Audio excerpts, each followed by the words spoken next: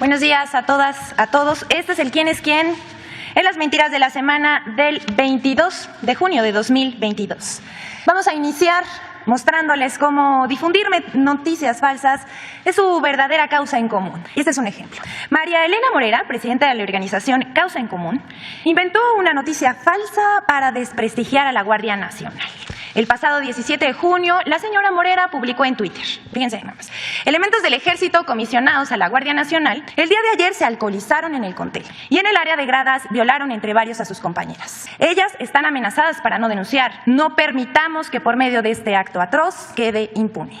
Por su parte, la Guardia Nacional ordenó investigar lo publicado por la presidenta de Causa Común vía Twitter. Dicha investigación exhaustiva arrojó que no se encontraron registros de víctimas o denuncia alguna. Nadie corroboró la versión de Morera porque se trata de información falsa. Además, el mensaje citado está acompañado por fotografías que corresponden a una protesta de elementos de la extinta Policía Federal en 2019. Aquí en la pantalla vemos la foto original de las protestas de la Policía Federal publicada en 2019. Y ya, pues, para terminar esta noticia falsa, les recordamos que la presidenta de Causa en Común, María Elena Morera, fue presidenta también de México Unido contra la Delincuencia y dice que es columnista y conferencista. Ha sido crítica del gobierno de Andrés Manuel López Obrador. Por cierto, también era muy amiga de Genaro García Luna, exsecretario de Seguridad Pública en el sexenio de Felipe Calderón.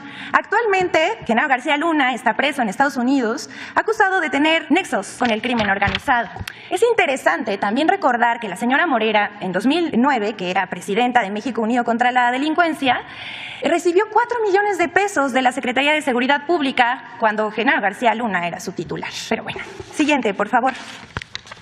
Vamos a darles vamos a presentar en este momento un estudio que hace el laboratorio, el Tlatelolco Lab, sobre lo que pasó en las pasadas elecciones del 6 de julio. Estudio demuestra cómo se armó una campaña coordinada para posicionar y amplificar la narrativa del supuesto acuerdo entre el narco y el gobierno con el propósito de atacar al presidente Andrés Manuel López Obrador. Debido a las elecciones recientes en 6 estados, un grupo de periodistas y políticos justificaron la derrota de la oposición en 4 de ellos con el cuento de que se debió a un acuerdo entre Morena y el narco. Pero fue una narrativa armada, sin pruebas.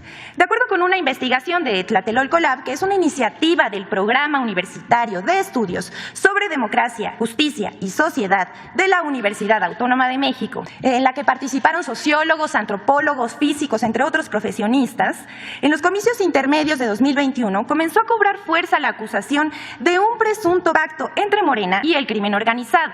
Ya para las elecciones del 5 de junio de 2022 en los estados de Aguascalientes, Durango, Quintana Roo, Tamaulipas, Hidalgo y Oaxaca, Tlatelolco Lab tiene identificado cómo la oposición posicionó hashtags para desplegar esa narrativa de un pacto con el crimen organizado.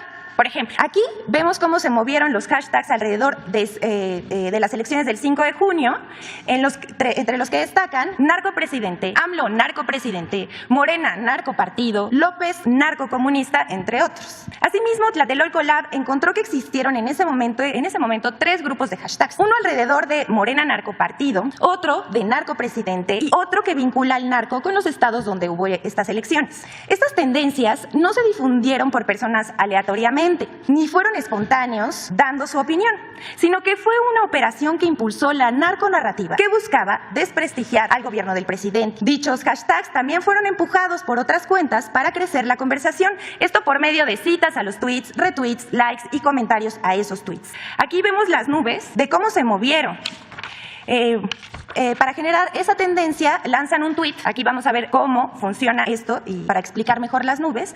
Para generar esa tendencia lanzan un tweet en un intervalo de 12 a 60 segundos para que tome fuerza. Esto no es ilegal, pero se trata de una manipulación de tráfico con base a ráfagas de publicaciones. Es una estrategia digital, las estrategias digitales se pagan. No, esto no es un pulso de la opinión ciudadana, pues lo que buscan estas cuentas con comportamientos anómalos es incrementar la visibilidad de aquellos hashtags que vinculan al presidente y a Morena con el crimen organizado. Aquí vemos la gráfica del comportamiento de cuentas que lanzan todos sus tweets en menos de un minuto, lo cual, como ya dijimos, es inusual. Tlatelolco Lab documenta el uso y articulación de ciertos grupos de hashtags por cuentas que se comportaron de manera anómala. Sugieren que hubo una campaña coordinada para posicionar y amplificar la narconarrativa que se intensificó en las pasadas elecciones.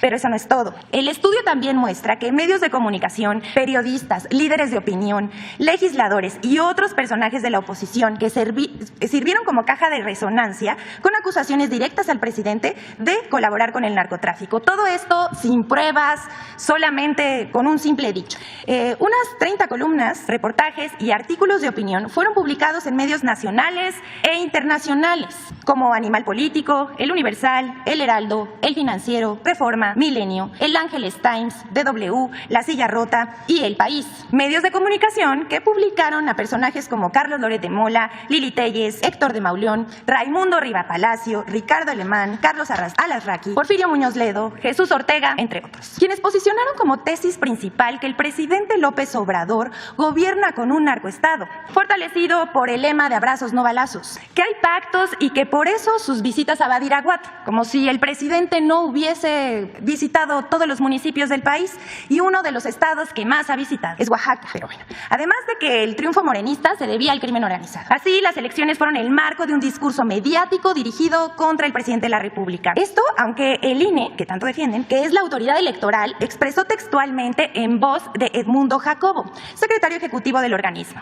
Dijo textualmente: "No tenemos ningún indicio de que los grupos delictivos estén incidiendo en las organizaciones de estos comicios en estas 6 entidades". Pero por supuesto que Carlos Loret de Mola, Raimundo Riva Palacio y Ricardo Alemán continuaron acusando sin pruebas al presidente. El estudio de Tlatelolco Lab concluye que existen elementos para suponer que medios de comunicación y actores de la oposición que tienen cuentas en redes sociales confluyen, se agrupan y coordinan para generar discursos que dañen al presidente. Uno de los objetivos es saber quién y quiénes les pagan y cuánto. Hay que seguir la pista del dinero.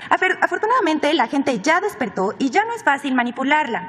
Se usan políticamente las noticias falsas para acusar sin pruebas. Lo novedoso de este caso es la coordinación entre medios y oposición para amplificar los ataques. Por ejemplo, un articulista de los que acabamos de ver pudo reproducir durante las elecciones esta narconarrativa, uno de sus textos de columnas de opinión en varios medios de comunicación y así pasarlos a las redes y continuar y amplificar el discurso. Pero la batalla abierta por la interpretación de los hechos es parte de la cuarta transformación de la vida pública de México, para formar ciudadanos informados y conscientes. Es cuanto, señor presidente. Muchas gracias.